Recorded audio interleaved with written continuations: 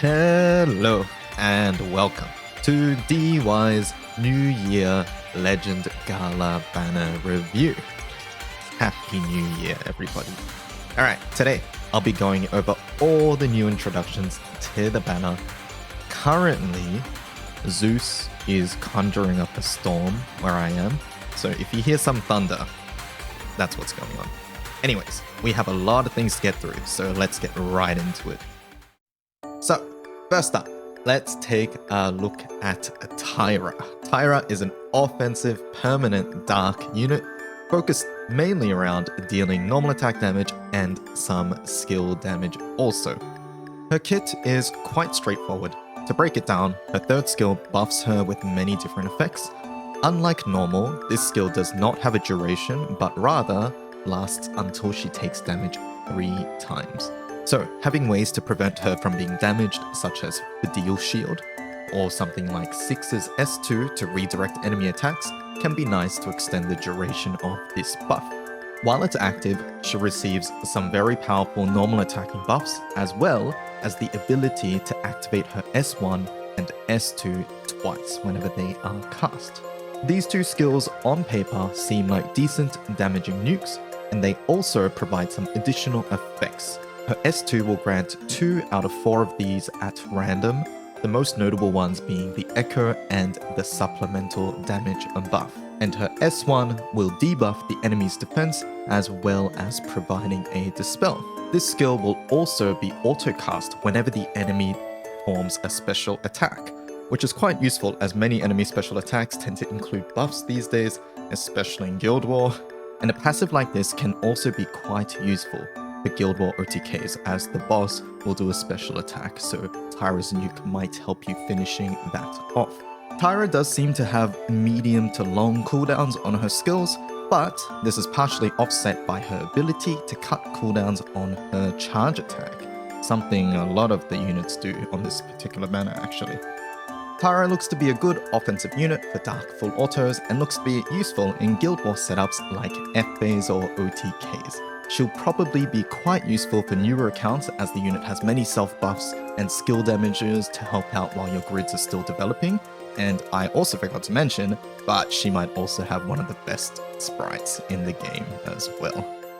Alright, next up, let's take a look at 2024's Dragon Zodiac Payila. I'm not sure. For now, I'm just going to stick with the Japanese name Haida, since it's a bit more straightforward to pronounce, but if you guys do know how to say her name, please let me know. Haida here is heavily focused on normal attacks. She possesses some extremely long cooldowns, but this is offset by their really potent effects. Let's break down her kit. First, I would like to take a look at her passive, Queen of Dragons. This is an extremely strong passive, and probably one of the best triple attack passives in the game.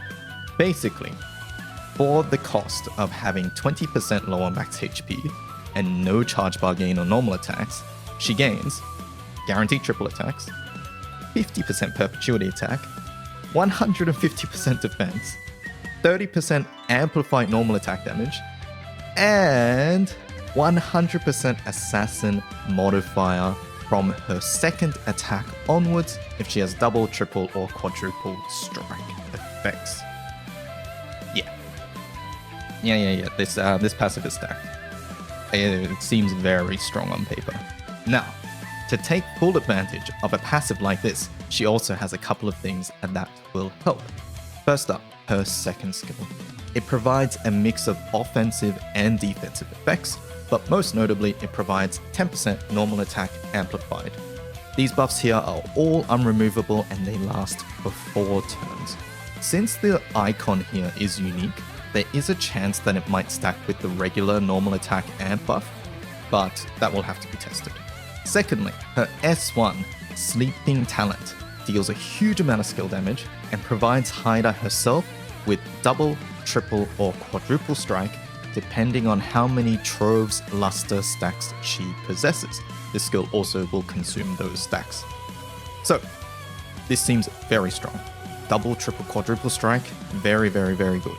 But how does she get the stacks? Because she needs them to cast. She can't use the skill at 0 stacks. So this is where her second passive comes into effect for the Horde. Tyra receives 1 Trove's Luster anytime a water ally uses a double strike or higher effect. She will also gain 20% charge bar whenever this occurs, and this will be one of the main ways she gains charge bar. Now, this passive has some obvious synergy with some notable water units, such as Holiday Katura, who provides double strike to herself and MC for 4 turns, but also Grand Lancelot, who innately possesses double strike. But I don't think you actually have to force any of these units, because Tyra herself will provide double strike to everybody through her 3rd skill. Nothing ventured, nothing gained. It's very similar to Nehan's 3rd skill in that it provides double strike to the entire team except herself, but unlike Nehan's skill, which has a downside, hers, she has a very powerful defensive utility, which is that it provides a substitute all effect and that she dodges all attacks for 1 turn. Like I said earlier, yeah, her kit is it's pretty stacked. Now, in exchange for all of this power, her skills do have really long cooldowns. At full upgrade, her cooldowns for S1 is 10 turns, S2 is 12 turns, and S3 is 14 turns. These are really long. However, they can be reduced by charge attack, which cuts her cooldowns by 2 turns, which by the way also deals unworldly damage because, you know, why not? And that's right, it also gives her double strike again. To make sure that this Ogi, this charge attack, can't be abused in a Kengo or a similar charge attacking team, she does, however, inflict herself with 3 turns of CA Seal. Overall, Tyra seems to be looking quite insane for Full Auto, and even in short burst rotations. I've even seen some theory crafting for a potential Grand Order team as well. Her only real weakness is that she doesn't provide any debuffs and her really long cooldowns, but I'm really just nitpicking here. Tyra seems very good and an amazing unit to have overall. Next up, let's talk about Uriel. Finally, Earth gets their Grand unit. Holy, it's been a while. And for the wait, I'll let you guys decide whether it was worth it. Let's go take a look at his kit. First up, his Skill 1 Upheaval. This skill does a massive amount of damage. It's just like Gabriel's S3 and it has about a 1 million-ish base damage cap, so expect it to do like 7 to 8 million damage in practice. Now, this skill also applies the very powerful Amplified Damage Taken debuff. We've seen this debuff before on units like Yukata Silva, Grand Percy, and Halloween Vicky. It does only last for 6 hits, and in Full Auto, some of those hits will be taken up by his skills, which is unideal, but not the end of the world. However, just like Mikhail and Gabriel, this skill is autocast whenever Uriel gains enough Orichalcos stacks. Yeah, I'm giving up on that one. Anyways, so how does he gain these stacks? Firstly, through his charge attack, it grants him 3 stacks. And secondly, whenever an Earth ally uses a red bordered skill, a damage skill, he will gain 1 stack. When Uriel has 3 stacks, he will consume them and activate his S1 on normal attacks. Now, compared to Mikhail and Gabriel, this requirement is a bit more restricted. However, I do think that it is balanced by the fact that the autocast skill itself, Upheaval in this case, is probably the best out of the bunch. Moving on, his S2 is very similar to the other Primarchs, providing a unique 30% Echo, 30% Perpetuity attack, and 20% skill cap. Defensively, it will also provide a cap on any water damage taken as well. This skill, much like its other counterparts, is very strong. Other than its really strong offensive buffs, it also provides 30% charge bar, which can be really important for an element like Earth, in activating something like Summer Illnot's S2, so there is some strong potential synergy there. Finally, Uriel's S3. Immediately, this skill has a really long cooldown at 12 turns, but it is reduced by 2 times every time Uriel charge attacks. And it also comes with this awesome but sort of long animation. It gives Uriel 1 turn of guaranteed triple attack and double strike, while also dealing a massive amount of damage and removing 3 buffs from the enemy. This skill seems like a solid damage dealing skill. I'm not quite sure if it warranted a 12 turn cooldown, especially with only 1 turn of triple strike and double strike, but perhaps in practice the cooldown will feel a bit more reasonable with the charge attack reduction. We'll have to see. Finally, he shares the same second passive as all the other Primarchs, boosting all Omega and Optimus weapon skills by 20%. Very, very, very powerful. Overall, Uriel is looking to be a solid damage dealer for Earth.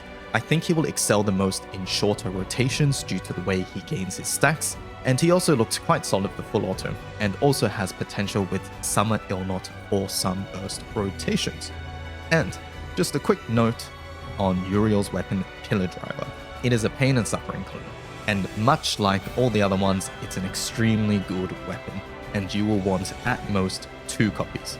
Unlike most other weapons you gain from the gacha, Pillar Driver and all the other PNS clones are good for Magna or Omega grids too, so that's a really nice bonus. Alright, and finally, we get this year's untixable summon 000. And oh boy, this one's packing quite a lot. So, let me simplify this 200-word essay here. Basically, this summon has 2 versions. The Sandy version and the Lucilius version.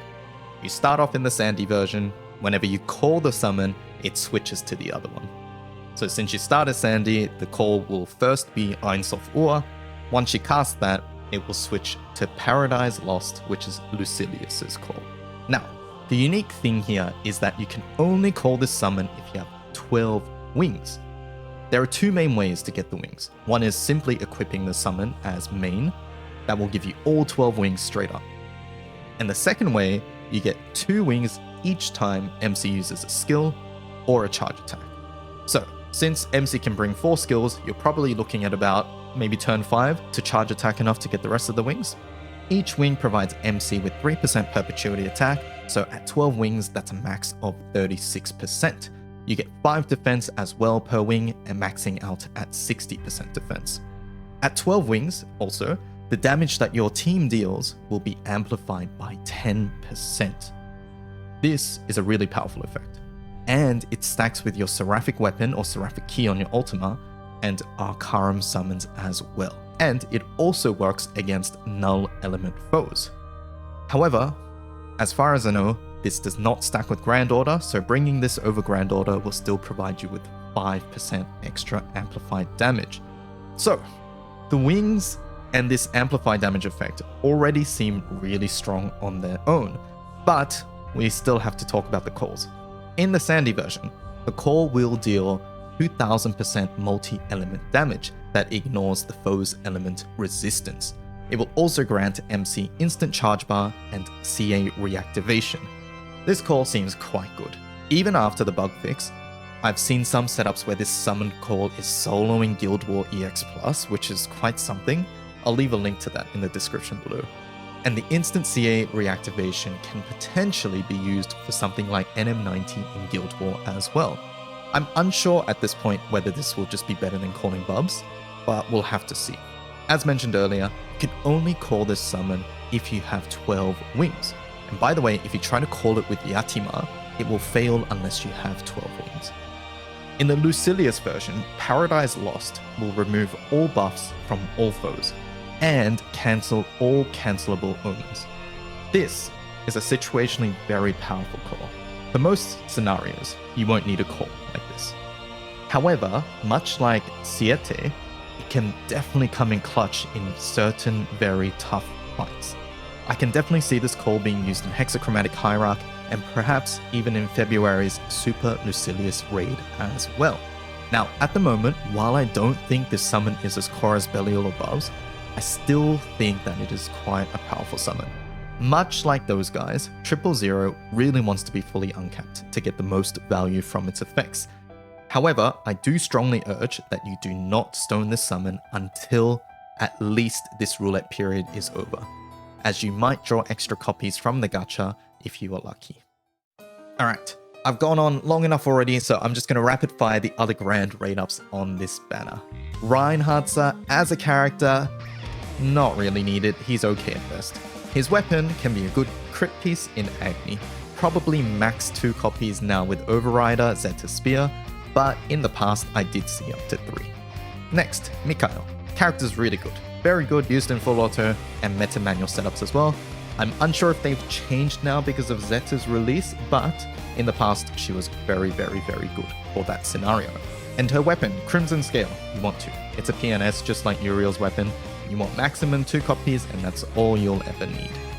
Okay, with all of that out of the way, should you spark? I think this might be the first time I'll say it. Yes. Yes, you should. I think this banner's absolutely stacked. And you have roulette discount on top of that. And this is the one and only time that 000 will be rate up on a 6% banner, giving you the best chance at acquiring it. I'll be sparking myself, but as always, please wait until the last day of roulette to spark. You never know what gacha pin will bless you with. At the time of recording this on New Year's Eve, we will have 3 more roulette spins, so please wait for those. I know it's hard, I'm struggling here too, but yeah, it's much wiser to wait until the last day to pull. Alright, and that's it for this banner. Wow, what a way to kick off the new year. I have an announcement, by the way. Recently, I was able to get partnered on YouTube. Yay! And it's all thanks to you guys. Thank you so much for watching, liking, subscribing, commenting, all that jazz. I'm glad that you guys seem to be, or at least I hope, that you guys are enjoying the content, and I'm just really, really grateful. Thank you so, so much. Like I mentioned earlier, I will be sparking on January 3rd, probably around 11 AM JST on Twitch, so come check that out if you guys are curious as to how my spark will go. Anyways, that's it from me. This is DY signing off for 2023. Good luck if you're pulling, stay strong if you're saving, best of luck in roulette, and Happy New Year. I'll see you guys next time. Bye bye.